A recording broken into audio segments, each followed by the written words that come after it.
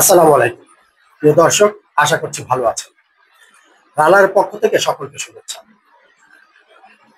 দর্শক, আজকে আমরা কথা বলবো আওয়ামী লীগকে নিয়ে।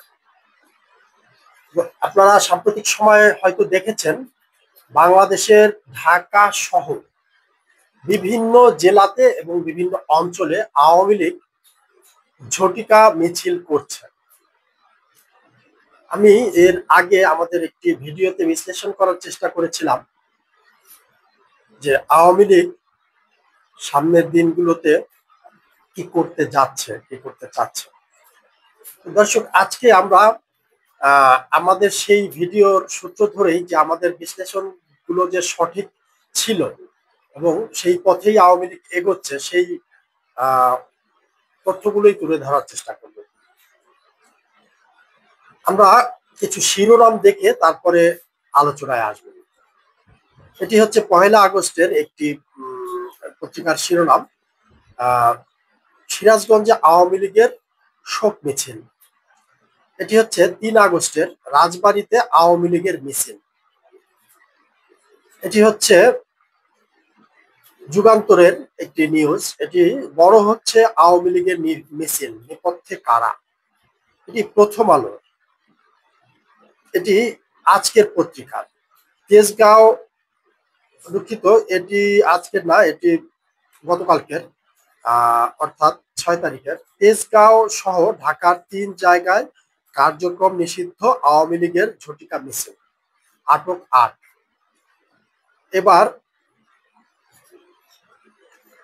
তেজগাঁওয়ে নিষিদ্ধ আওয়ামী লীগের মিছিল, খুলনায় আওয়ামী লীগের ঝটিকা মিছিল, নেতাকর্মীদের খুঁজছে পুলিশ।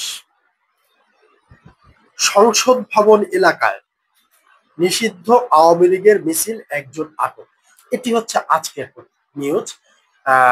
বিজয় সরণি এবং সংসদ ভবন এলাকাতে আওয়ামী লীগ বেশ বড় সড়ো একটি মিছিল এবং শোডাউন করেছে। আমরা এটির একটি ভিডিও ফুটেজও দেখব।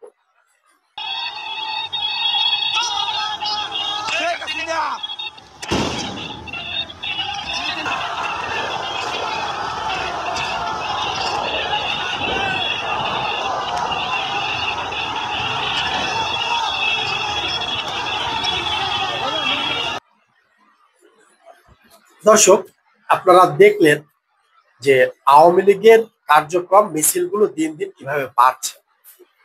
এখন এই জায়গাতে বিশ্লেষণের বিষয় যেটি হচ্ছে, অনেকেই মনে করছেন, বিশেষ করে রাজনৈতিক বিশ্লেষকগণ, যে আওয়ামী লীগ অনেক সংগঠিত হয়েছে। তারা তাদের যেই সাংগঠনিক কার্যক্রম সেগুলোকে সামনের দিকে বাড়িয়ে নিতে সক্ষম হচ্ছে এবং সরকারের অতিরিক্ত বাড়াবাড়ি সম্ভবত আওয়ামী লীগকে সংগঠিত করতে সহযোগিতা করছে। শুধু সরকার নয়, সরকার সহ শুধুমাত্র সরকারি যে কেবল তা নয়, সরকার সমর্থিত যেই রাজনৈতিক দলগুলো রয়েছে, এনসিপি, জামায়াতে ইসলামী, হেফাজতে ইসলাম, ইসলামিক শাসনতন্ত্র আন্দোলন সহ তথাকথিত ইসলামপন্থী যেই রাজনৈতিক দলগুলো রয়েছে, এরা যেইভাবে আওয়ামী লীগের উপর এবং আওয়ামী লীগের নেতাকর্মীদের উপর চড়াও হচ্ছে, সেইগুলোকে ইস্যু করে, বিশেষ করে 32 নম্বর বঙ্গবন্ধুর 32 নম্বর বাড়ি ভাঙা, বঙ্গবন্ধুর 15ই আগস্ট জাতীয় শোক দিবস বাতিল করা, 7ই মার্চের ভাষণকে বাতিল করা সহ মুক্তিযুদ্ধের বিরোধী শক্তিকে উৎসাহিত করা এবং তাদেরকে পেট্রোনাইজ করা, এই ইস্যুগুলোকে আওয়ামী লীগকে সংঘবদ্ধ হতে সহায়তা করছে এবং সাধারণ মানুষের ভিতরে আওয়ামী লীগের জন্য সিম্প্যাথি তৈরি হচ্ছে। কিছুদিন আগেও আওয়ামী লীগকে নিয়ে যেই মানুষের একটি ভাবনা ছিল যে আওয়ামী লীগকে মানুষ ঘৃণার চোখে দেখত, সেই জায়গা থেকে সম্ভবত মানুষ সরে আসতে শুরু করেছে। যেমন আজকে যেই মিছিলটি ছিল, এখানে অনেক মানুষের সমাগম ছিল এবং গতকালকে যে মিছিলটি ছিল সেখানেও প্রচুর মানুষের সমাগম ছিল, হাজার হাজার মানুষ ছিল। এতেই বোঝা যাচ্ছে যে দিন দিন আওয়ামী লীগের সাহস বৃদ্ধি পাচ্ছে এবং তাদের কার্যক্রম বৃদ্ধি পাচ্ছে। দর্শক, এখানে আরেকটি জিনিস বিশ্লেষণ করলে দেখা যায় যে তারা ধাপে ধাপে, প্রথমে লক্ষ্য করে দেখবেন 8 জন 10 জন একটি ব্যানার নিয়ে হঠাৎ করে আসতো এবং মিছিল করে উধাও হয়ে যেত। শুধুমাত্র সোশ্যাল মিডিয়াতে এটির একটি ফুটেজ পাওয়া যেত। তারপরে এটি 20 জন 50 জনে রূপান্তরিত হলে তারপরে 100 জন 150 জন, এরপরে 200 300 500, এখন কিন্তু হাজারে গিয়ে ঠেকছে সেটি।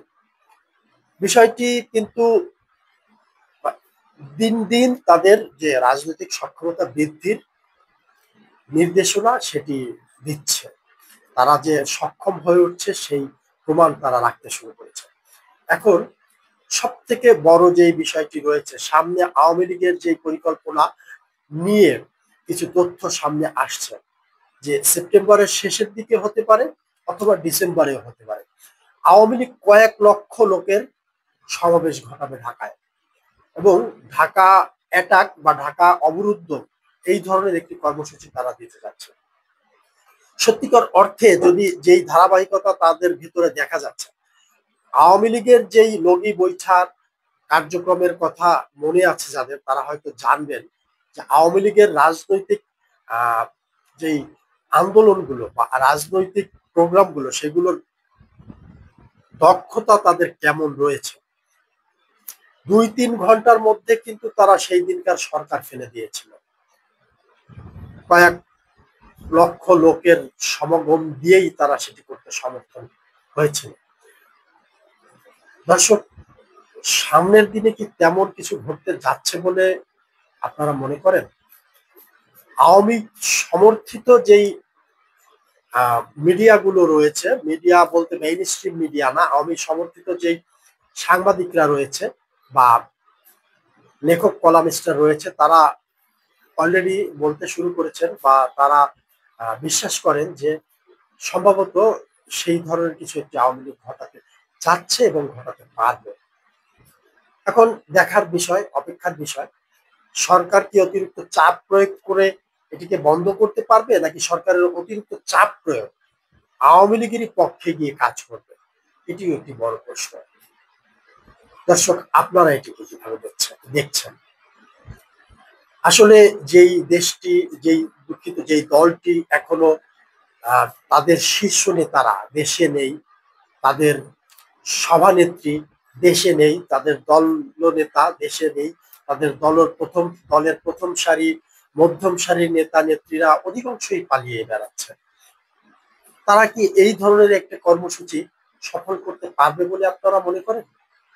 এটিও কিন্তু একটি বড় প্রশ্ন। তাদের রাজনৈতিক সক্ষমতা নিয়ে যেমন কোনো প্রশ্ন নেই, কিন্তু এই মুহূর্তে সেই 2009 সালের পরিস্থিতি কি আসলেই বিরাজ করছে? এখন কিন্তু পরিস্থিতি অনেক পরিবর্তন হয়েছে। তাহলে সেই ক্ষেত্রে কি আওয়ামী লীগ তাদের ওই ধরনের কার্যক্রম সফল করতে পারবে? এটিও দেখার বিষয়। দর্শক, ভালো থাকবেন, সুস্থ থাকবেন। দেখা হবে ইনশাল্লাহ আগামী পর্বে। আজকের মতো আল্লাহ হাফেজ।